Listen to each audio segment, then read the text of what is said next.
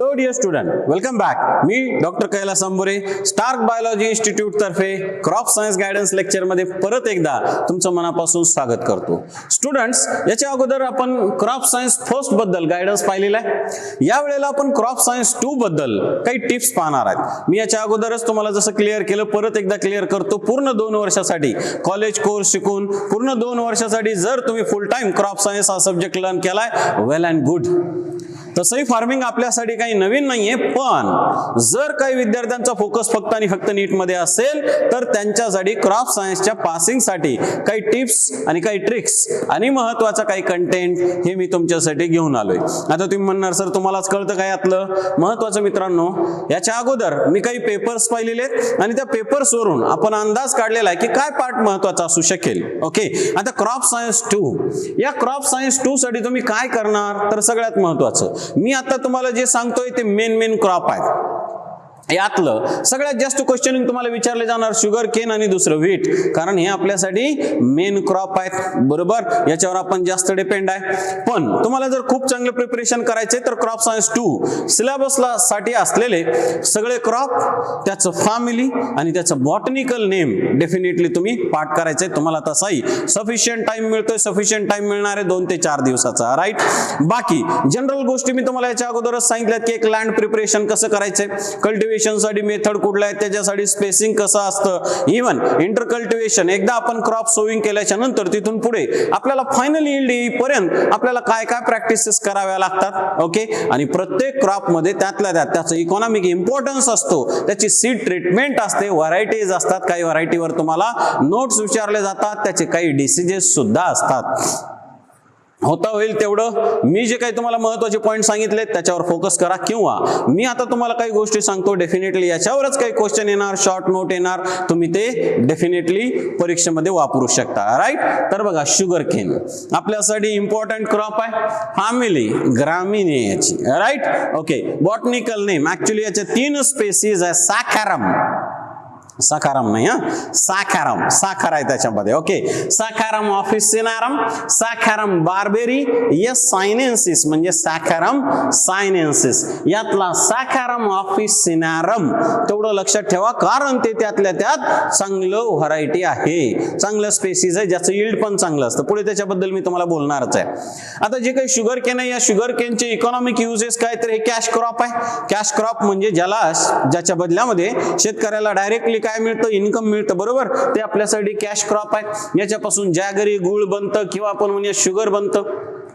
आता उन्हाळ्यामध्ये, उन्हाळ्याचा सीझन आहे, जे काही रसवंती ग्रह चालतात, ज्यूस सेंटर्स चालतात, ओके, तिकडे शुगर लागते किंवा याचा ज्यूस वापरला जातो. सिरप फॉर्मेशन मध्ये, औषधामध्ये सिरप वगैरे लहान मुलाचे औषधं बनवले जातात. ओके, व्हेरियस प्रोडक्ट लाईक बगॅसेस, त्याच्यापासून जे काही बगॅस तयार होतं. इमॅच्युअर टॉप म्हणजे ऊसाचे काही खोड असतं, ते आपण फोडर म्हणून वापरतो. ओके, गाई बैलाला चारा म्हणून वापरतो.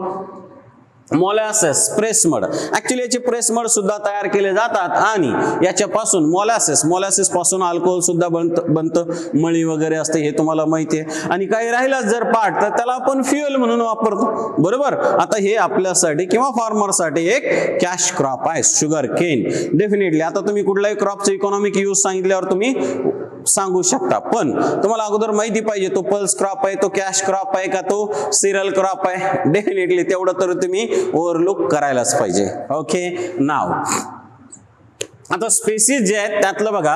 ओके, साखारम ऑफिसिनारम. ओके, आता हे साखारम ऑफिसिनारम जे आहे हे कॉमन आहे. इट इज कॉल्ड as पोंड्या, आपल्याकडे पोंड्या ऊस म्हणतात, पोंडिया. ओके, आणि याचं शुगर कंटेंट जास्त आहे, व्हरायटी चांगली आहे, याच्यापासून येणारे यील्ड चांगलं आहे, शुगर कंटेंट जास्त आहे. पण या साखारम ऑफिसिनारमच्या बाबतीत आणखीन एक महत्वाची गोष्ट लक्षात घ्या, तर त्याचं काय, तो डिसीज रेजिस्टंट नाही आहे. त्याला रेड रॉट आणि मोझाईक डिसीज होतो. It is susceptible to red rot. तुम्ही म्हणणार काय, तर हे फंगल डिसीज आहे. प्रत्येकाने ऊस कधीतरी खाल्लेलाच आहे, त्या ऊसामध्ये तुम्हाला कधीतरी लाल पार्ट दिसेल.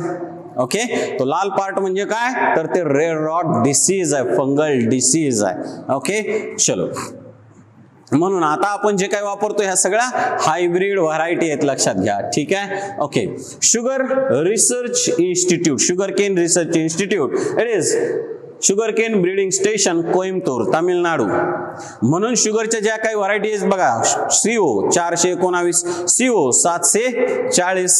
ओके, आता हे 740 419 त्याच्या अगोदर CO जे लावलंय, CO म्हणजे काय, कोइंबतूर. याचा अर्थ काय, ती व्हरायटी तिथे तयार झालेली आहे कोइंबतूर. हे शुगर केनचं ब्रीडिंग स्टेशन आहे. आता मेन जे आपण स्पेसिस पाहिल्या, काही मध्ये शुगर कंटेंट आहे, काही मध्ये डिसीज रेजिस्टन्स चांगला आहे, काही ड्रॉट रेजिस्टन्स आहे, म्हणजे कमी पाण्यामध्ये सुद्धा ते चांगलं उत्पादन देतं. मग या सगळ्यांचे ब्रीडिंग करून या नवीन कोइंबतूरच्या व्हरायटीज तयार झालेल्या आहेत, ज्याचं शुगर कंटेंट चांगलं आहे, डिसीज रेजिस्टन्स चांगला आहे, ड्रॉट रेजिस्टन्स व्हरायटी सुद्धा आहेत. ओके, सो कोइंबतूर लक्षात ठेवा. Selection of seeds for planting. आता लक्षात घ्या, आपण शुगर केन ज्या वेळेला त्याचं पीक घेणार आहे, आता आपण त्याचं सीड वापरतोय का, नाही. आपण काय करतो, त्याचे सेट वापरतो, ऊसाचे कांडे वापरतो, बरोबर, शेतीमध्ये लावण्यासाठी. मग कुठले कांडे वापरणार, कुठले ऊस घेतले त्याचे 4-5 तुकडे केले आणि त्याला लावतो का आपण, नाही. आता केन सेट कुठले केले जातात बरं का. ओके, काही वेळेला नर्सरीमध्ये सेट तयार केले जातात आणि तेही वापरले जातात. ओके, आता जे काही सेट वापरलेले आहेत हे फ्री फ्रॉम पेस्ट असायला पाहिजे, फ्री फ्रॉम डिसीजेस असायला पाहिजे. Okay, having swollen eye bud. Eye bud म्हणजे काय, तर तुम्ही मॉर्फॉलॉजी मध्ये शिकलाय. आता इथे हे जे काही आयबर्ड आहे, याला आयबर्ड असलं पाहिजे. कुठलाही सेट आपण ज्याला आयबर्ड नाही त्याला आपण सोविंग साठी किंवा पेरणीसाठी वगैरे वापरणार नाही, ऊसाच्या लावणीसाठी वापरत नाही. त्याला आयबर्ड पाहिजे. किती, कमीत कमी 3, 2 असतील तरी चालतील, बरोबर, आणि ते मोठे असले पाहिजे, सोलन असले पाहिजे. Okay, usually 3 bird sets are used for planting, but single or 2 bird set may be used. Generally आपण प्रिफरन्स कोणाला द्यायचा आहे, ज्याला 3 बर्ड आहेत असा सेट. ओके, ऊसाची कांड म्हणतो आपण. ठीक आहे. नाव सेट ट्रीटमेंट. शुगर केन आणि व्हीट सगळ्यात जास्त इम्पॉर्टंट क्रॉप आहे तुमच्या या क्रॉप सायन्स 2 पेपर मधले, बरोबर. तर आता बघा, 1% fish oil rosin soap treatment. 1% fish oil rosin soap, याच्यामध्ये ते आपल्याला जे काही सिलेक्ट केलेले आहेत आपण म्हणूया सेट शुगर केनचे, बरोबर, त्याला डीप करायचं आहे. आता हे कशासाठी आहे, तर ह्याच्या इन्सेक्ट पासून फ्री करण्यासाठी.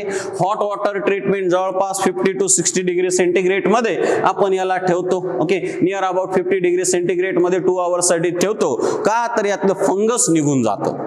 आणि महत्वाचा फंगल डिसीज कुठला आहे, मी सांगितलं तुम्हाला, ऊस लाल पडतो, that is red rot, that is fungal disease. Okay, azotobacter treatment कशासाठी, कारण ऊसाचं पीक साधारणतः 8-9 महिने शेतात राहणार आहे. एवढ्या काळामध्ये त्याला नायट्रोजनची अवेलेबिलिटी व्हावी म्हणून अझोटोबॅक्टर ट्रीटमेंट आहे. Okay, lime water treatment to improve germination. Lime water है ना, म्हणजे त्या लाईम वॉटर मध्ये त्याला थोड्या वेळासाठी सोक करायचं. ओके, एक काही तासासाठी, आणि नंतर त्याला आपण लावणीसाठी वापरणार आहे. ठीक आहे. तुम्हाला जिथे जिथे वाटेल व्हिडिओ पॉज करून तुम्ही हे सगळं जशाल तसं लिहून घेतलं तरी चालेल. उद्याच्या पेपरच्या अगोदर किंवा तुमचं जेव्हा केव्हा पेपर आहे त्याच्या अगोदर 2-3 वेळेला हा कंटेंट लिहून काढा. डेफिनेटली याच्यापेक्षा वेगळं काहीच नाही. ओके, आता याचं सोविंग कसं केलं जातं, मोस्ट कॉमन मेथड काय, तर रिज अँड फरो. आता मी सांगतो तुम्हाला ऊसाची लावणी कशी केली जाते. एक सुरुवातीला आपण म्हणूयात लँड प्रिपरेशन आहे. लँड प्रिपरेशन मध्ये अगोदरचं क्रॉप बर्निंग आलं, त्याच्यासोबत फार्म यार्ड मॅन्युअर आलं, फ्लोईंग आलं, जमिनीचं प्रिपरेशन झालंय, सो अँड सो. आता जमीन तयार आहे, आपल्याला ऊसाची लावणी करायची आहे, बरोबर. मग आपण त्याला अगोदर काय करणार, तर रिजेस अँड फरो तयार करणार. ओके, फरो नांगराच्या वगैरे फाळाने काय केलं जातं, फरो. एक उंचवट आहे, ओके, आणि दुसरा खोल भाग आहे. ठीक आहे. तर हे जे काही उंचवट आहे त्याला नाव रिज, आणि जो खोलगट पार्ट आहे, okay, that is called as furrow. Okay, म्हणजे ऊसाचं शेत तुम्हाला जिथे आपल्याला ऊस लावायचे ते एकदम प्लेन दिसणार नाही. काही पार्ट इलिव्हेटेड, काही पार्ट डिप्रेस, काही पार्ट इलिव्हेटेड, काही पार्ट डिप्रेस. ओके, असं आपण लँडचं प्रिपरेशन अगोदर करणार. त्याच्या वरच्या जो इलिव्हेटेड पार्ट आहे दॅट इज रिज, आणि जो डिप्रेस पार्ट आहे तो furrow. Keeping 120 centimetre distance between the furrow.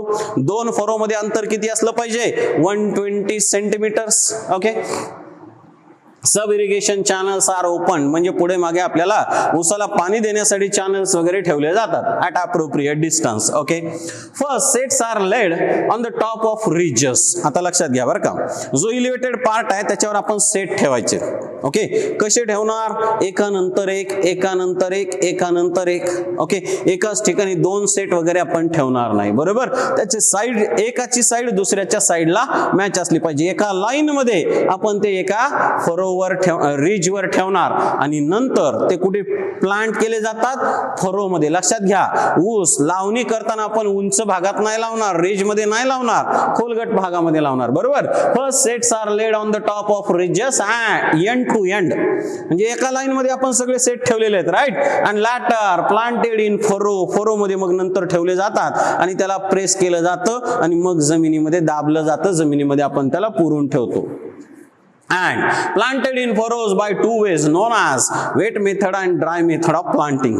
Wet method मध्ये काय केलं जाईल, अगोदर इरिगेशन, मग त्याला टाकलं जाईल. आणि ड्राय मेथड मध्ये विदाउट वॉटर अवेलेबिलिटी त्याला आपण जमिनीमध्ये प्रेस करणार आहे. ठीक आहे. इंटरकल्टिवेशन, इंटरकल्टिवेशन मध्ये येतं गॅप फिलिंग.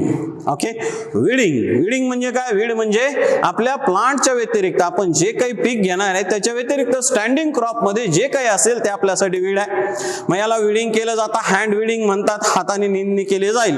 किंवा काही सुटेबल विडीसाइड जे काही केमिकल्स असतील त्याची सुद्धा फवारणी करता येईल, स्प्रेइंग करता येईल, राईट. होविंग आहे. होविंग म्हणजे काय, इन बिटवीन प्लांट. ओके, लाकडी हो वगैरे वापरतात आणि त्याने सुद्धा काय केलं जातं, विडिंग केलं जातं. अर्थिंग अप, साधारणतः तुमच्या 2 मार्काची नोट असेल, शुगर केन मध्ये अर्थिंग अप म्हणजे काय. आता तुमच्या लक्षात आलंय का, आपण ऊसाची लावणी कशी केलेली आहे. एक इलिव्हेटेड पार्ट होता, त्याच्यावर आपण अगोदर सेट ठेवले लाईन मध्ये आणि नंतर एक एक सेट आपण कुठे ठेवलाय, तर तो जो काही फरो होता, डिप्रेस पार्ट होता, त्याच्यामध्ये आपण प्रेस. अगोदर हे सगळे लाईन मध्ये कुठे ठेवले, फरोवर. नंतर ते काढून कुठे आपण प्लांट केलेत, आता डिप्रेस पार्ट मध्ये, फरो मध्ये. अर्थिंग अप मध्ये काय केलं जातं, समजा आता पीक यायला लागले, ऊसाचं झाड यायला लागलंय, राईट. आता काय केलं जातं, अर्थिंग अप. 2 मार्काची नोट येते, 2 मार्कासाठी लिहा. अर्थिंग अप शुगर केन मध्ये आहे.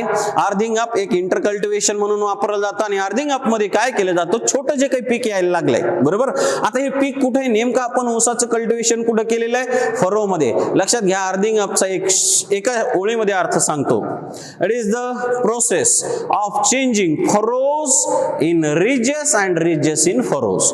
म्हणजे काय लक्षात आलं तुम्हाला, जिकडे आपण ऊसाची लावणी केली त्या फरोला आपल्याला रिज मध्ये कन्व्हर्ट करायचंय. म्हणजे काय, तर त्या फरोला तिकडे माती आणली जाते आणि मग त्या फरोचं कन्व्हर्जन रिज मध्ये केलं जातं. म्हणजे जिकडे झाड यायला लागले त्याच्या बाजूला काय केलं जाईल, आता माती लावली जाईल किंवा त्याच्या बाजूनी माती लावलं जाईल आणि फरो मग बाजूला तयार होतील, राईट. याचं 2-3 महत्व आहेत. नंबर 1, वॉटरचा डायरेक्ट कॉन्टॅक्ट येत नाही आणि नंबर 2, आता जर ऊसाचं छोटं झाड यायला लागले तर ते जमिनीवर आडवं पडणार नाही, त्याच्या सपोर्ट साठी सुद्धा अर्थिंग अप महत्वाचा आहे.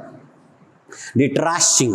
डिट्रॅशिंग म्हणजे काय, डिट्रॅशिंग म्हणजे काय केलं जातं, तर ओल्डर लिव्स कट केले जातात. याच्यामुळे साधारणतः पेस्ट सुद्धा या प्लांटवर लवकर पडत नाही.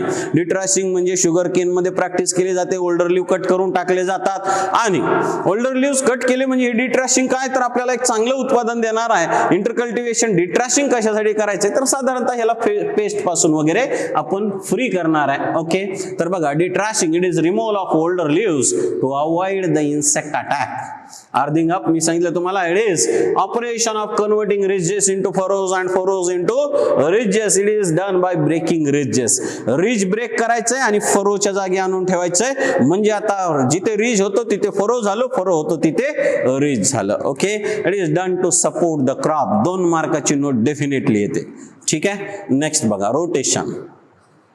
आता रोटेशन म्हणजे हे क्रॉप दुसऱ्या क्रॉप सोबत रोटेट केलं जातं. आता ऊस जनरली जिकडे चांगलं पाणी तिकडेच घेतलं जातं. In heavy rainfall areas sugar cane is rotated with rice. Okay, in low rainfall areas sugar cane is rotated with cotton, banana, turmeric. तुम्ही आपल्याकडे पाहिलं जे बागायतदार शेतकरी आहेत त्यांच्याकडे ऊस असतं, त्यांच्याकडे मग कधीतरी बनाना असतं, टर्मरिक असतं. सो लक्षात ठेवायला एकदम सोपं आहे ऊसाच्या बाबतीत रोटेशन. ठीक आहे. Maturity science of sugar cane. आता शुगर केन आपण नेमकं कधी काढायचं, है ना. ऊस लावला लगेच महिना 2 महिन्यांनी काढायचा का, नाही. लक्षात घ्या इथे त्या प्लांटची व्यवस्थित ग्रोथ झाली पाहिजे. General yellowish colour of the whole crop, क्रॉपचा जे कलर टर्न होतो, राईट. सिजेशन ऑफ ग्रोथ, आता त्याची ग्रोथ होणार नाही. महत्वाचे सायन्स लक्षात घ्या, त्याचं बड जे आहे बड स्वेल होतं. मेटॅलिक साऊंड ऑफ केन, ज्या वेळेला शुगर केन डेव्हलपिंग स्टेज मध्ये त्याचा साऊंड वेगळा असतो आणि ज्या वेळेला त्याची मॅच्युरिटी आली त्यावेळेला त्याचा साऊंड सुद्धा टर्न होतो, स्वीटनेस वाढतो. जर इमॅच्युअर आपण जर शुगर केन घेतलं तर त्याचा ज्यूस तेवढासा शुगर कंटेंट नसतो, शुगर कंटेंट कमी आहे, स्वीटनेस तेवढा येत नाही. फुल्ली मॅच्युअर मध्ये मात्र ज्यूसचा स्वीटनेस असेल. आणि सगळ्यात महत्वाचं, आता हे सगळे बाकीचे अंदाज आहेत, सगळ्यात महत्वाचं काय सांगता येईल आपल्याला, तर ब्रिक सॅकॅरोमीटर. ब्रिक सॅकॅरोमीटर म्हणजे हे रीडिंग आहे आणि हे काय करते तर शुगर केनची मॅच्युरिटी सांगते. ब्रिक सॅकॅरोमीटर वर 21 to 24 डिग्री ब्रिक्स एवढं जर रीडिंग असेल तर समजायचं आपलं शुगर केन मॅच्युअर आहे. बाकीचे अंदाज आहेत, ब्रिक सॅकॅरोमीटर मात्र आपल्याला डेफिनेटली सांगतं शुगर केन मॅच्युअर आहे किंवा नाही. बरोबर. यील्ड उत्पन्न काय असेल मग शुगर केनच्या बाबतीत 100 to 150 tons per hectare. Okay, near about 100 to 150 tons per hectare एवढं शुगर केनचं उत्पादन आहे. आता रटुनिंग म्हणजे काय? रटुनिंग in sugar cane, again it is note for 2 marks. Okay, 2 मार्काची नोट आहे. Ratooning is the practice of growing a crop from stubbles of the previous crop. ऊसाच्या बाबतीत काय केलं जातं बघा, समजा एक ऊसाचं पहिलं फ्रेश पीक घेतलेलं आहे आणि आपण ऊसाचं हार्वेस्टिंग केलंय, ऊसाचा वरचा भाग आपण त्याचं स्टेम काढून नेलं आणि ते शुगर साठी वगैरे वापरलं, कारखान्याला पाठवलं. आता जे काही स्टबल शिल्लक आहेत याच्यापासून पुन्हा लगेचच दुसरं पीक घेता येतं. ओके, म्हणजे लक्षात आले तुम्हाला, राहिलेला जो पार्ट आहे तो काय होणार, व्हेजिटेटिव्हली रिप्रोड्यूस होणार, त्याच्यापासून पुन्हा एक क्रॉप तयार होईल. आता असं करण्यात काय फायदा, बराच फायदा आहे. लँडच्या प्रिपरेशनची गरज नाही, मग त्याला पुन्हा एकदा आपण म्हणूयात की सगळे काय फर्टिलायझर अप्लाय करायची गरज नाही. दुसरं, याच्या अगोदरच्या क्रॉपसाठी आपण जे काय फर्टिलायझर जमिनीत टाकलेले आहेत त्याचं पुन्हा युटिलायझेशन होतं, शेतकऱ्याची मेहनत वाचते, वेळ वाचतो आणि उत्पादन पण परत जवळपास तेवढंच आहे. Right, so this is ratoning. Ratoon saves the cost on preparatory tillage and planting material. आता बघा, दरवेळेला प्लांटिंग साठी सेट आणा, त्याची ट्रीटमेंट करा, मग लावा, टाइम पण जाणार आहे, त्या प्लांटिंग मटेरियलचा खर्च पण जाणार आहे. It gets benefit of residual manure and moisture. आता तुम्ही म्हणणार दरवेळेलाच असं करायला काय हरकत आहे, मागच्या पिकाचं रटून तसेच तसं आपण पुन्हा पुढचं पीक घेतलं पाहिजे. लक्षात घ्या, हे सेक्शुअल रिप्रोडक्शन आहे आणि याच्यामुळे विकर होते. मग रटुनिंग मुळे एखादं क्रॉप घेता येतं. Ratoon crop matures earlier and gives more or less same yield as that of early sugar केन.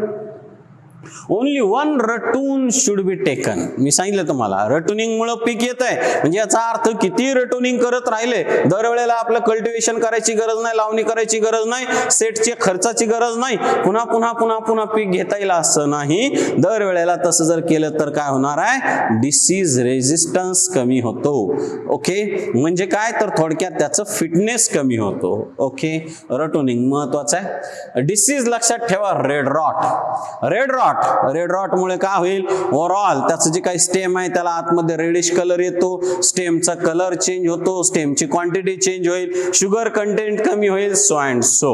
त्याची तेवढी डेव्हलपमेंट होणार नाही. कुठल्याही डिसीजच्या बाबतीत हे कॉमन सिम्पटम तुम्ही लिहू शकता. त्याच्या लिव्हचा कलर चेंज होईल, स्टेमचा कलर चेंज होईल, स्टेमची काय म्हणतात आपण अपिअरन्स चेंज होईल. ओके, कंट्रोल मेजर्स म्हणजे काय तर थोडक्यात याला एक disease resistance variety, disease resistance असलेली व्हरायटी जर आपण ग्रो केली तर रेड रॉट डिसीज कंट्रोल मध्ये येऊ शकतो. ओके, आता सगळ्यात महत्वाचं आहे, बाकी जर तुम्हाला काही विचारलं तर तुम्हाला सगळं सांगता येईल. ओके, आता याचं हार्वेस्टिंग वगैरे कसं करायचं, ऊसाच्या बाबतीत हार्वेस्टिंग कसं करणार, जमिनीच्या वर स्टेम कापलं जातं, त्याचा टॉप जो काही पार्ट आहे तो पण कट केला जातो, तो नंतर आपण फोडर म्हणून वापरतो आणि मधला फ्रेश हाय कंटेंट असलेला पार्ट आपण कारखान्याला पाठवतो किंवा शुगर फॉर्मेशन साठी वापरला जातो.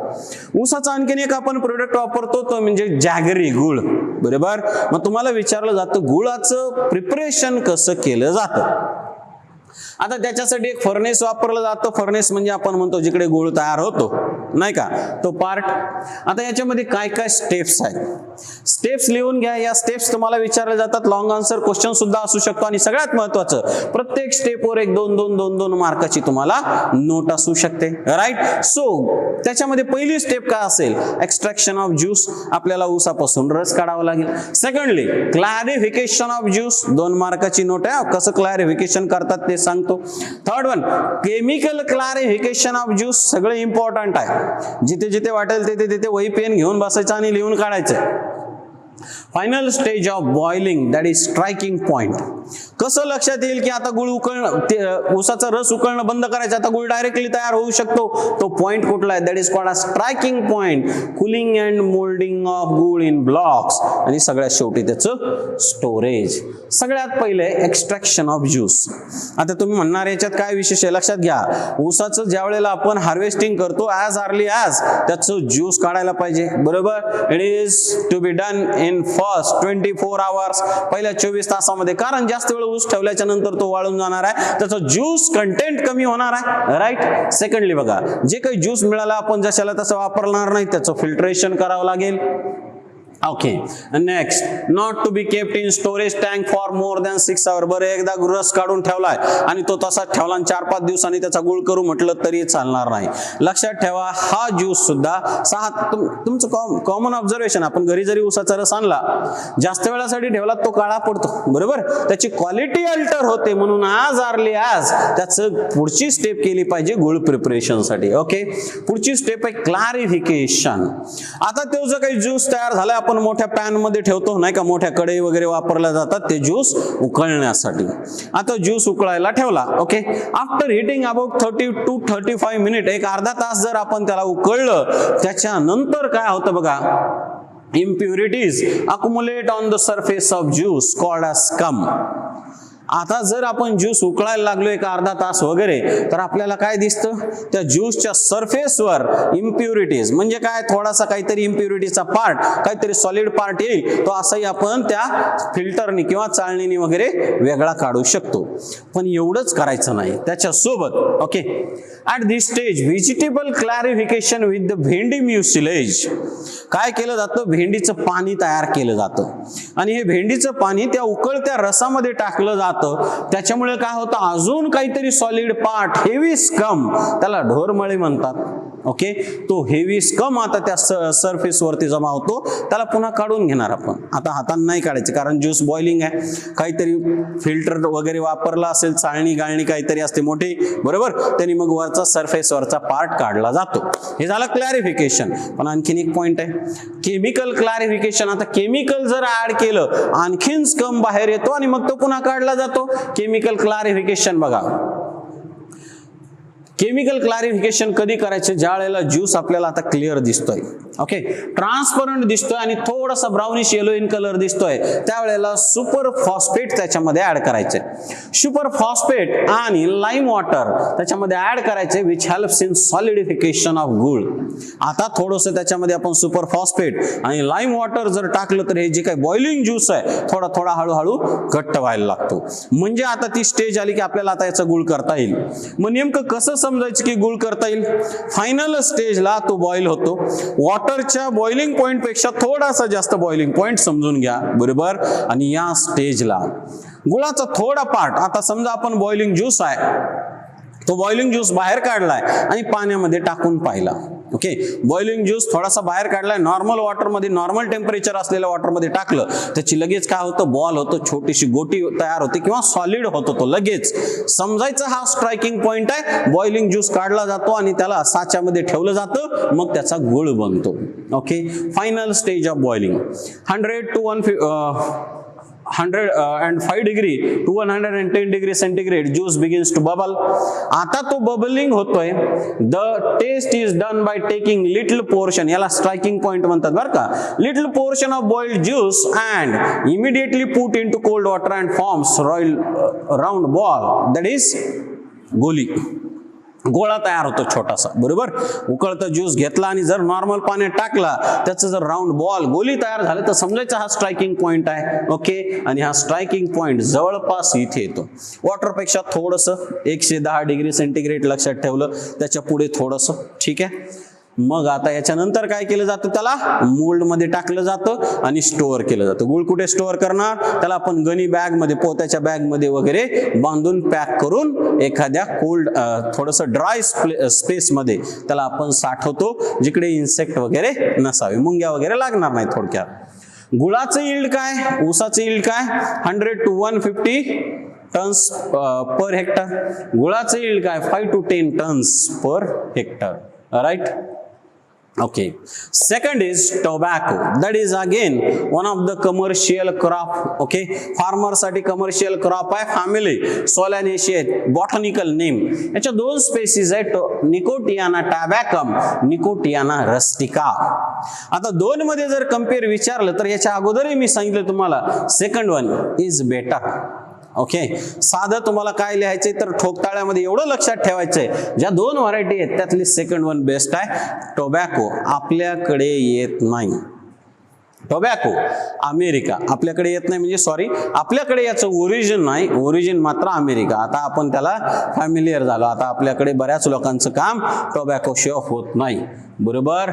चलो, Andhra Pradesh is the leading tobacco growing. Andhra Pradesh मध्ये सगळ्यात जास्त टोबॅको तयार होतं आणि बिडीसाठी जे काही तंबाखू वापरली जाते ती गुजरात मध्ये तयार होते. ओके, छोटे छोटे पॉइंट आहेत, तुम्हाला एमसीक्यू साठी विचारले जातात. हे असे क्रॉप आहेत आपल्याकडे येत नाहीत, पण याचं इकॉनॉमिक इम्पॉर्टन्स आहे. कॅश क्रॉप आहेत आपल्यासाठी, हे फॉरेन एक्सचेंज अर्नर आहेत. ओके, म्हणून हे क्रॉप इम्पॉर्टंट आहे.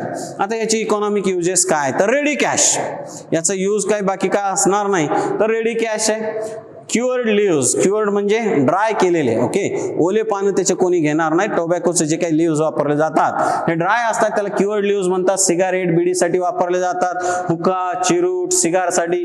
Chewing as a snuff, chewing and as a snuff. Chewing म्हणजे तंबाखू खातात लोक, फक्त खाणार नाहीत है ना, चुन्यासोबत खाणार. स्नफ म्हणजे काय माहिती का, स्नफ म्हणजे तुम्ही पाहिलं असेल जुन्या काळामध्ये तपकीर म्हणतात. काही लोक नाकामध्ये असं तंबाखू ओढतात आणि मग त्याच्यानंतर शिंक आल्याच्या नंतर त्यांना जरा बरं वाटतं, दॅट इज स्नफ. तपकीर म्हणतात मराठीत. मिश्री आणि टूथपेस्ट, काही लोक मिश्री म्हणून सुद्धा त्याचा वापर करतात टोबॅकोचा. Right. Difference between nicotiana tabacum and nicotiana rustica. Nicotiana tabacum tobacco content कमी आहे, याचं ड्युरेशन लॉंगर आहे. ओके, आणि निकोटियाना रस्टिका याचे लिव्स ब्रॉड आहेत, ड्युरेशन शॉर्ट आहे, पण याचं निकोटिन कंटेंट जास्त आहे. म्हणून मी काय सांगितलं तुम्हाला, जर कंपॅरिझन विचारलं, second one is always better, बरोबर. मग त्याच्यात बेटर का बरं असेल, तर त्याचे लिव्स ब्रॉड आहेत, कमी वेळात येतं आणि निकोटिन कंटेंट जास्त आहे. ओके, सो अँड सो तुम्ही म्हणू शकता की याला इकॉनॉमिक व्हॅल्यू सुद्धा जास्त आहे तुमच्या म्हणण्याप्रमाणे. ठीक आहे. The central tobacco research institute, आता मी सांगितलं तुम्हाला आंध्र प्रदेशात आहे. ओके, राजमहेंद्री. आणि आपल्याकडे निपाणी, कोल्हापूर. ओके, या कोल्हापूरला, निपाणीला एक टोबॅकोचं रिसर्च सेंटर आहे. छोटे छोटे पॉइंट आहेत, पण तुम्हाला डेफिनेटली एमसीक्यू ला विचारले जातात. Raising of tobacco seedling. टोबॅकोचे सीड खूप छोटे छोटे असतात, म्हणून आपण डायरेक्टली त्याची पेरणी करणार नाही. अगोदर काय केलं जातं, टोबॅकोचे सीडलिंग म्हणजे छोटे छोटे रोपटे तयार केले जातात नर्सरीमध्ये, आणि मग त्याला ट्रान्सप्लांट करायचे मेन फार्म मध्ये. राईट. आता नर्सरी तयार करायची म्हणजे नर्सरीसाठी फार्मचं बेड तयार करणं आलं, त्याला फार्म या डिपॉझिट आलं, मॅन्युअरिंग आलं, मग त्याला प्लोईंग वगैरे आलं, सगळं काही जमिनीचं प्रिपरेशन झाल्याच्या नंतर तिकडे सीड सोईंग करून आपण काय घेणार आहे, व्यवस्थित इरिगेशन देऊन तिकडनं आपण सीडलिंगचं उत्पादन घेणार आहे. सिंपल आहे. आणि एकदा सीडलिंग तयार झाले की मग मेन फार्म मध्ये आपल्याला त्याला ट्रान्सफर करायचं आहे. Right. Tobacco seeds are very small in size, hence not sown directly in the field. Okay, म्हणून आपण त्याच्या अगोदर सीडलिंग तयार करणार आहे. Seedlings are raised on nursery bed. Burning of soil surface, that is rabbing. Rabbing म्हणजे काय, बाकीचा जो काय अगोदरचा प्लांट आहे त्याला बर्न करायचं आणि मग नवीन प्लांट घ्यायचे, त्याला रॅबिंग म्हणतात. सीड रेट किती वापरला जातो नर्सरीसाठी, 2 to 3 किलोग्राम पर हेक्टर. कारण सीड याचं बारीक असणार आहे, राईट. ओके, मग एकदा का आपण सीडलिंग तयार केले, मेन क्रॉप तिकडे लावलं, मग याचं हार्वेस्टिंग कसं करायचंय लक्षात घ्या. आपल्याला याचं कुठला पार्ट आपल्यासाठी उपयोगाचा आहे, जसं लक्षात घ्या. आता पुढे चालून जर आपण टर्मरिक पाहिलं, त्याच्या झाडाचा वरचा पार्ट, प्लांटचे लिव्स काहीच कामाचे नाहीत. आपल्यासाठी काय कामाचा आहे, त्याचा रायझोम कामाचा आहे, त्याचा अंडरग्राउंड स्टेम कामाचा आहे. तसं टोबॅकोच्या बाबतीत आपल्याला रूट वगैरे काही कामाचे का नाही, त्याचे लिव्स महत्वाचे आहेत, बरोबर. मग tobacco, signs of maturity of leaves differ according to the type of tobacco. त्याच्या टाईप नुसार, व्हरायटी नुसार आहे. Yellow slightly droop down and become gummy and stiffer. साधारणतः त्याचं काय म्हणूयात आपण, जे लाईफ स्पॅन आहे, तर लाईफ स्पॅन संपत आलंय, त्याचं आयुष्य संपत आलंय. आता त्याचे लिव्स येलो होतात आणि थोडेसे ड्रूप होतात, म्हणजे जमिनीच्या खालच्या भागाकडे येतात. मग अशा वेळेला आपल्याला त्याचं हार्वेस्टिंग करायचंय. आपल्याला हार्वेस्टिंग करायचंय म्हणजे काय करायचं लक्षात घ्या. टोबॅकोचे जे काही पानं आहेत, सुरुवातीचे पान आहेत, याला कट करायचं, म्हणजे ते पान मेन प्लांट पासून वेगळे करायचेत आणि आपल्याला पानं कलेक्ट करायचेत, लिव्स कट करायचेत. Leaf wise or by cutting whole plant at the ground level. पूर्ण प्लांट ग्राउंड लेवलला कट करून त्याचे लिव्ह कलेक्ट करा, किंवा अगोदर लिव्ह कलेक्ट करा आणि मग पूर्ण प्लांटच्या प्लांट जमिनीतून काढून टाका पुढचं पीक काढण्यासाठी. Okay, next, fairly mature lives R taken. थोडेसे मॅच्युअर लिव्स असतील तरच आपण हार्वेस्टिंग करणार, अदरवाइज हार्वेस्टिंग नाही करणार. Lives R partially dried in field. Okay, आणि मग आपण त्याला ड्राय करून पुढे घेऊन जातो, कशासाठी, क्युरिंग साठी. मग आता याचं उत्पादन आपल्यासाठी काय, याचं उत्पादन काही टनामध्ये नसतं, लक्षात घ्या. 500 to 1000 kg पर हेक्टर हे उत्पादन कशाचं आहे, त्याच्या लिव्सचं आहे. Yield 500 to 1000 kilogram per hectare. Curing of tobacco, तुम्हाला 2 मार्कासाठी नोट विचारली जाईल. टोबॅकोचं क्युरिंग म्हणजे काय, आपण जे काही पानं हार्वेस्ट केलेत याच्यामध्ये अजूनही मॉइश्चर आहे, रिमूव्हल ऑफ द मॉइश्चर, त्याला आपण नाव देतो क्युरिंग ऑफ टोबॅको. पुढे आपण क्युरिंग याच्यामध्ये सुद्धा पाहणार, टर्मरिक मध्ये आणि सुंठ तयार करताना जिंजर मध्ये सुद्धा. क्युरिंगचा अर्थ लक्षात घ्या, तिथे आपल्याला काय करायचं, त्याचं मॉइश्चर काढायचं आणि त्याचा ड्राय फॉर्म मिळवायचा आहे, राईट. मग आता याच्यासाठी काय केलं जातं, सन क्युरिंग. सन क्युरिंग म्हणजे जे काय आपण लिव्ह घेतलेले आहेत, हे सगळे लिव्ह सन मध्ये ड्राय केले जातात. 2-4 दिवसांनी खालचे लिव्ह वर, वरचे लिव्ह खाली, परत एकदा ड्राय केले जातात आणि ज्या वेळेला आपल्याला असं वाटेल ते ड्राय झाले, कलेक्ट केले जातात. सिंपल सन क्युरिंग आहे. रॅक क्युरिंग काय, आता जे काही लिफ्ट आपण कलेक्ट केलेत, या लिफ्टचे बंडल तयार केले जातात, हँग्ड on bamboo rack to dry for 4 to 6 week. बांबूचे रॅक तयार केले जातात. बांबूच्या रॅक मध्ये ऍक्च्युली मॉइश्चर पण लवकर कमी होतं. प्लांट्स आर रिअरेंज, म्हणजे खालचे वर, वरचे खाली, पुन्हा 1-2-4 दिवसांनी खालचे वर, वरचे खाली, असं करत जोपर्यंत सगळे प्लांट लिव्स ड्राय होत नाही तोपर्यंत त्याचं अरेंजमेंट चेंज केलं जातं. Flu curing in the oven. Oven मध्ये क्युरिंग केलं जातं. ओव्हन मध्ये क्युरिंग केलं जातं म्हणजे कसं केलं जातं, त्याचं जोपर्यंत येलोईंग होत नाही, हे प्लांटचे लिव्स येलो व्हायला पाहिजे आणि महत्वाचं ते ड्राय व्हायला पाहिजे, तोपर्यंत त्याला हीट केलं जातं ओव्हन मध्ये. याला नाव आहे flue curing. Anyhow, sun curing असेल, रॅक क्युरिंग असेल किंवा फ्लू क्युरिंग असेल, आपण या टोबॅकोच्या पानाचं क्युरिंग करून मगच आपण त्याला पुढे वापरतो. अदरवाईज जर त्याच्यामध्ये मॉइश्चर कंटेंट राहिला तर त्याला फंगस लागू शकतो. ओके, क्युरिंग सांगितलं मी तुम्हाला आताच. पीट क्युरिंग नावाचा एक प्रकार आहे. पीट क्युरिंग मध्ये बघा 90 सेंटीमीटर, 90 बरोबर, असे खड्डे तयार केले जातात. त्याच्यामध्ये काय ठेवलं जातं, बाजूला ज्वारची कडबी वगैरे ठेवली जाते आणि सेंटरला हे जे काही लिव्स आपण कलेक्ट केलेत, ओके, टोबॅकोचे, ते ठेवले जातात. नंतर त्याला गनी बॅगनी किंवा क्लॉथनी बंद केलं जातं आणि त्याच्यावरती मग गनी बॅगनी क्लोज केल्याच्या नंतर कधी ते आणखीन ड्राय करण्यासाठी वरती आपण काहीतरी फायर वगैरे सेट करतो, त्याच्यावर नंतर काहीतरी मटेरियल जाळलं जातं. एनी हाऊ त्या पीठ मध्ये एक ओव्हरऑल आपण म्हणूयात टेम्परेचर इंट्रोड्यूस केलं जातं आणि साधारणतः 1 ते 2 आठवड्यानंतर ते पान काढून घेतले जातात. आता यातलं मॉइश्चर कमी झालेलं असतं. पीठ क्युरिंग सुद्धा तुम्हाला विचारलं जातं, ओके, टोबॅकोच्या बाबतीत. नेक्स्ट चिली आहे. चिलीचा इम्पॉर्टन्स सांगता येईल. फॅमिली आहे सोलानेसी, बॉटनिकल नेम आहे कॅप्सिकम ॲनम, ओरिजिन ब्राझील. लक्षात ठेवा चिलीचं ओरिजिन काय ब्राझील आहे. आपल्याला चिली तिखट लागते बरोबर, त्याला पंजन्सी आपण म्हणतो. Pungency in chilli is due to capsaicin. Okay, याचं नाव कॅप्सिकम ॲनम, त्याच्यामध्ये कॅप्सिसिन आहे. या कॅप्सिसिन मुळे आपल्याला चिली मिरची तिखट लागते. ओके, चिलीची प्रॉपर्टी ऍक्च्युली कशामुळे तर या केमिकल कंटेंटमुळे. इकॉनॉमिक यूज राईप म्हणजे आपण म्हणूयात लाल मिरची थोडक्यात कशासाठी वापरली जाते व्हेजिटेबल मध्ये, करीज मध्ये to impart pungency, curries formation मध्ये. ग्रीन चिली आपण डायरेक्टली त्याचा ठेसा वगैरे वापरतो. It is directly consumed as vegetable, chutney वापरण्यासाठी, मसाला वापरण्यासाठी, सॉस, पिकल. आणखीन महत्वाचं it is source of vitamin C. Okay, कांदा सुद्धा पंजंट, कांद्यामध्ये सुद्धा काही प्रमाणात विटामिन सी असतं. दोन महत्वाच्या व्हरायटी लक्षात ठेवा. पुसा ज्वाला, लवंगी मिरची म्हणतो आपण, हे तर लक्षातच राहील. पुसा ज्वाला. ओके, ज्वाला का तिखट आहे म्हणून. Okay, seed rate. आता डेफिनेटली आपण ह्याचे सीड सुद्धा डायरेक्टली ब्रॉडकास्ट करत नाही, अगोदर त्याचे सीडलिंग घेतले जातात. Okay, 1.5 kg per hectare. Topping of chilli seedling मध्ये आता जर आपण नर्सरीमध्ये सीडलिंग तयार केलेत आणि मग मेन बेड मध्ये आपल्याला ट्रान्सफर करायचंय, बिफोर दॅट आपण त्याचं टॉपिंग करणार आहे. टॉपिंग म्हणजे काय तर त्याचे टिप्स रिमूव्ह केले जातात आणि मग हे सीडलिंग तिकडे लावले जातात. सीडलिंग स्टर्डी होतात याच्यामुळे.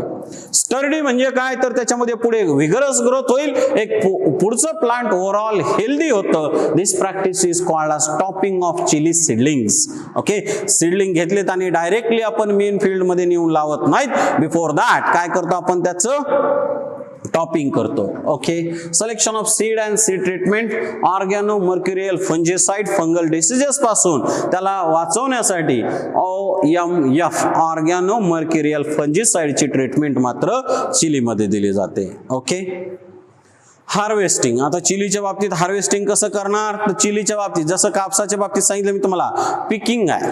मेन प्लांट पासून आपल्याला मिरच्या काढायच्यात. मग आता पिकिंग कधी करणार, जर तुम्हाला हिरव्या मिरच्या पाहिजे असतील तर साधारण 3 महिन्यांनी, आणखीन 10-15 दिवस जर थांबले तुम्ही तर तुम्हाला डायरेक्टली लाल मिरच्या भेटू शकतात. म्हणजे आपला उद्देश काय त्याच्यानुसार पिकिंग कधी करायचं ते ठरतं. Picking of greeny chilli start from 90 days, 10 days interval, आणि त्याच्यानंतर पुन्हा आपण मेन क्रॉप म्हणजे त्याच्या टर्न झालेल्या आपण म्हणूयात रेड चिली सुद्धा कलेक्ट करू शकतो. चिलीचं ही यील्ड काय असेल 5 to 15 quintal per hectare. Okay, next is turmeric family Zingiberaceae. Okay, botanical name Curcuma longa, origin Asia. आपल्याकडे हळद आहे, खूप जुन्या काळापासून आपण हळद वापरतोय. Economic agent uses, it is used as colouring matter. Yellow dye obtain from the turmeric use for dyeing the cotton. कॉटनचं डाईंग केलं जातं. मेडिसिनल प्रॉपर्टी, औषधामध्ये हळद खूप वापरली जाते. कॉस्मेटिक अँड आयुर्वेदिक मेडिसिन याच्यामध्ये बनवले जातात. आणि कुंकुम, तुम्हाला माहिती असेल हळदीपासून कुंकू बनवलं जातं. ओके, सो इकॉनॉमिक युजेस आपल्याला सगळ्यांना सांगता येतील. Research centre for turmeric crop in Maharashtra ARS कसबे दिग्रस सांगली.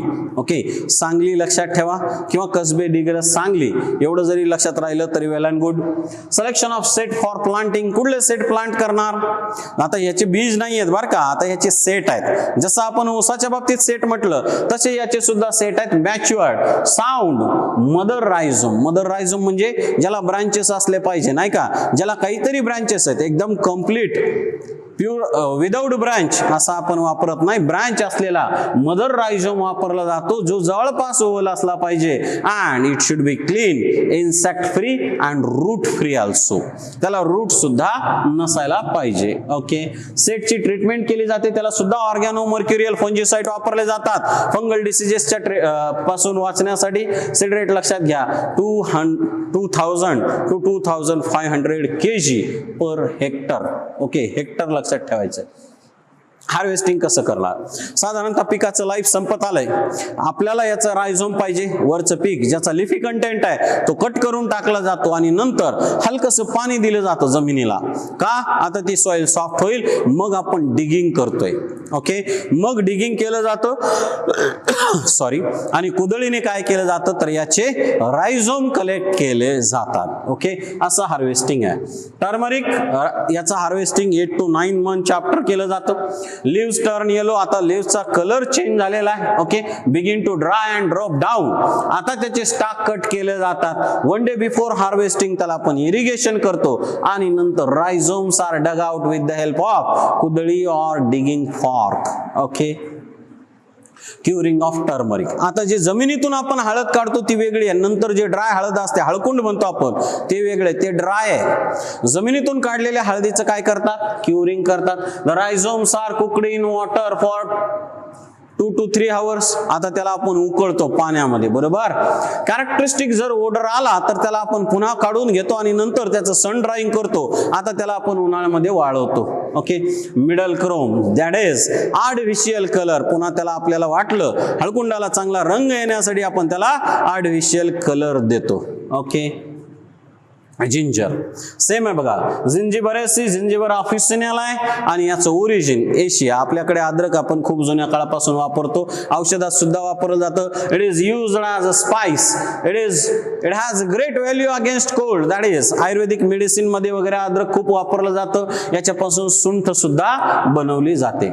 याची सुद्धा हार्वेस्टिंग 7 ते 8 महिन्यानंतर करतात. सेम जसं मी तुम्हाला हळदीच्या बाबतीत हार्वेस्टिंग सांगितलं तसं हार्वेस्टिंग याच्यामध्ये. Curing of ginger. आता जिंजर पासून आपण ज्या वेळेला सुंठ मिळवतो, ओला अद्रक वेगळं आणि त्याच्यानंतर आपण जी सुंठ मिळवतो, it is soaked in water. ते आपण पाण्यामध्ये भिजवणार आहे. Okay, skin is peeled off. आता आपण त्याचं स्किन काढणार आहे. ओके, आणि it is dried in sun for 2 to 3 days. त्याच्यानंतर काय केलं जातं? सुंठ तुम्हाला माहिती असेल, सुंठला काय केलं जातं? चुन्याच्या पाण्यामध्ये भिजवलं जातं, लाईम वॉटर मध्ये भिजवलं जातं आणि लाईम वॉटर आणि सल्फर फ्युमिगेशन त्याला रिपीट केलं जातं 1, 2, 3 वेळेला. त्याच्यानंतर त्याला जेव्हा ड्राय केलं जातं, आता त्याचं जे काही ड्राय प्रोडक्ट आहे दॅट इज सुंठ. Okay, onion that is Liliaceae family, Allium cepanao, origin Asia.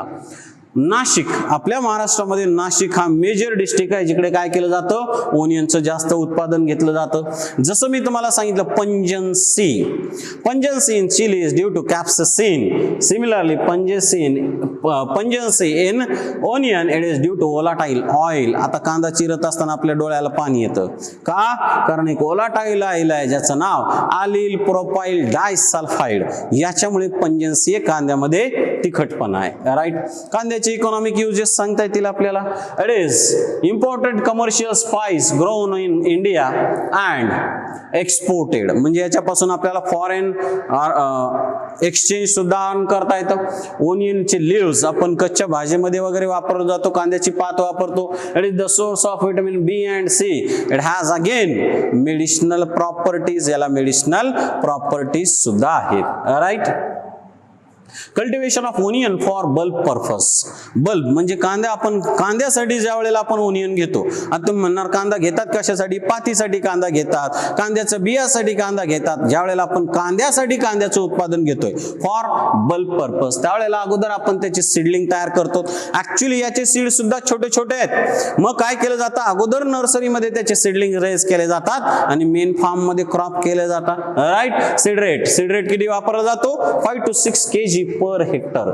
Seeds are sown crosswise in rows, irrigation on suitable time आणि नंतर सीडलिंग ट्रान्सप्लांट केले जातात मेन त्याच्या फील्ड मध्ये. ओके, आता स्टोरेज ऑफ बल्ब. ज्यावेळेला आपण कांदा घेतो त्यावेळेला कांद्याचं आपल्याला स्टोरेज करावं लागतं. जर व्यवस्थित स्टोअर नाही केला तर कांदा खराब होतो. बरोबर, मग आता याला आपण स्टोअर करण्याच्या अगोदर 3 ते 4 दिवस सन मध्ये ड्राय करतो. त्याच्यानंतर डिसीज, रोटन जे खराब झालेले आहेत, डिसीज असलेले आहेत, पेस्ट असलेले आहेत आणि ज्याला परत रूट यायला लागलेले आहेत असे कांदे आपण बाजूला काढतो आणि मग त्याला आपण व्हेंटिलेटेड स्टोअर मध्ये स्टोअर करतो. कोल्ड स्टोरेज मध्ये मात्र कांदा 7 ते 8 महिन्यापर्यंत सुद्धा साठवता येतो, पण आपल्याकडे कांद्यासाठी तेवढ्या प्रमाणात कोल्ड स्टोरेज अवेलेबल नाहीये. This is last important crop, that is wheat, family Gramini, botanical name Triticum aestivum, origin India. Okay, economic importance. Wheat is staple crop. आपण इकडे स्टेपल क्रॉप गव्हाच्या चपात्या वगैरे आपल्याकडे मोठ्या प्रमाणात कंझ्युम केलं जातं. It is consumed in the form of chapati, bread, biscuit वगैरे वगैरे. काही गहू ओके जो जाड असतो त्याच्यापासून रवा, सुजी, शेवया सुद्धा केले जातात. हे आपण थोडक्यात गव्हाचे महत्वाचे उपयोग. त्याचा जो काही राहिलेला पार्ट आहे तो राहिलेला पार्ट आपण फ्युएल म्हणून सुद्धा वापर करतो. गव्हाचा हुरडा सुद्धा खातात. ओके, व्हीट स्पेसिस 3 लक्षात ठेवा. ट्रायटिकम आस्टिवम, ट्रायटिकम ड्युरम, डायकोकम. ओके, 3 मध्ये सगळ्यात जास्त ही व्हरायटी वापरली जाते. स्पेसिस ट्रायटिकम आस्टिवम. व्हरायटीज जय, विजय, आता हे सगळं लागेल तर तुम्ही जशाल तसं लिहून घ्यायला हरकत नाही. Local variety Jai, Vijay, Niphad. Okay, यातलं इंट्रोड्युस्ड डॉर्फ व्हरायटी नॉर्मन बोरलॉगनी सोनोरा है ना, Sonora, Sharbati Sonora. Improved varieties Hira, Moti, Kalyan सोना, सोनालिका. मला वाटतं हा पार्ट तुम्हाला स्ट्रॅटेजीज मध्ये सुद्धा आहे. ओके, सो व्हरायटीचे नाव सुद्धा लक्षात ठेवा. सीड ट्रीटमेंट इम्पॉर्टंट आहे व्हीटच्या बाबतीमध्ये. सीड ट्रीटमेंट सन ड्राईंग, अगोदर सीड जे काही सिलेक्ट केलेलं आहे सोविंग साठी त्याला अगोदर सन ड्राईंग करायचंय. त्याच्यानंतर त्याला सोलार हीट ट्रीटमेंट म्हणजेच आपण त्याला उन्हामध्ये वाळवायचंय, कारण त्याला तो पेस्ट पासून फ्री होणार आहे. सीड बॉर्न डिसीजेस सुद्धा आपण अवॉइड करू शकतो ज्या वेळेला आपण सीड ट्रीटमेंट करतो सन ड्राईंगनी. Organomercurial treatment, hot water treatment. Wheat seed hot water मध्ये सोक करायच्या. आणि हे कशासाठी आहे तर थोडक्यात सीड बॉर्न डिसीजेस जे काही आहेत ते अवॉइड करण्यासाठी आपण ह्याचं सीड ट्रीटमेंट वापरतो. याच्यामुळे अर्ली जर्मिनेशन सुद्धा होतं. मेथड्स ऑफ सोविंग ब्रॉडकास्टिंग आहे. ब्रॉडकास्टिंग म्हणजे आपण हातानेच त्याचे बीज आपण शेतामध्ये टाकतो, that is called as broadcasting.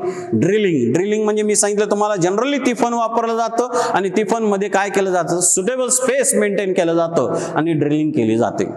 Seed rate लक्षात ठेवा 44 किंवा 40 to 100 kg नियर अबाउट. आता कुठली मेथड वापरली आहे त्याच्यावर डिपेंड आहे सीड रेट किती लागेल. ओके, सोविंग डिस्टन्स सुद्धा 2 रोज मध्ये नियर अबाउट 20 to 30 सेंटीमीटरचं डिफरन्स असायला पाहिजे. मॅन्युअरिंग सुद्धा याला अगोदर फार्म यार्ड मॅन्युअर डिपॉझिट केलं जातं आणि suitable doses generally at the time of sowing. Okay, at the time of sowing आपण जर पीक पूर्णच्या पूर्ण पाण्यावर घेणार असेल, रेनफेड क्रॉप असेल तर पूर्णच्या पूर्ण dose at the time of sowing आपण त्याला अप्लाय करू शकतो. हार्वेस्टिंग, आता काय केलं जातं बघा गव्हाच्या बाबतीमध्ये. Harvesting, it is harvested when the grains harden and the straw become dry. Okay, मग ते प्लांट आपण टाय करतो आणि त्याला आपण बुलकच्या फीट खाली क्रश करतो किंवा नाउएडेज पॉवर थ्रेशर इज यूज. बरोबर, चला मला वाटतं आपण महत्वाचे पॉइंट कव्हर केलेले आहेत. झालेला पार्ट परत एकदा लिहून काढा. जर तुम्हाला काही डाऊट वाटला तुम्ही कॉल करू शकता. आणि तुमच्या फायनल पेपरसाठी परत एकदा तुम्हाला best of luck. Keep studying. Success will be yours. Thank you.